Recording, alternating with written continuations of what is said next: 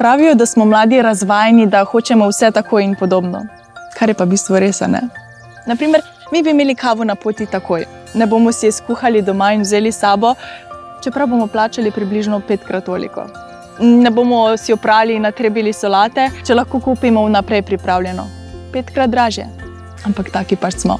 Jaz temu pravim sladke malenkosti, ki nam polepšajo vsak dan. Ko pa pride do večjih želja in nakupov, pa se splača malce počakati in predvsem razmišljati vnaprej. Razmisli, kaj misliš, da si bo želel ali želela čez 15 ali več let? Jaz se recimo že varčujem za nakup ene majhne rabljene jadrnice, na kateri bom lahko preživela svoje 3. življenjsko obdobje. In že komaj čakam. Ampak veš, kaj je najboljše pri tem? Da bom na koncu zelo verjetno imela več, kot sem vložila. Če pa bi recimo iz danes na jutri ugotovila, da želim kupiti jadrnico in bi vzela kredit, bi jo sicer imela takoj, ampak bi jo potem še leta in leta odplačevala in na koncu plačala več.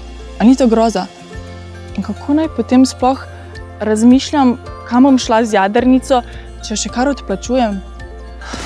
Je kar vroče postalo. Še dobro, da malo piha.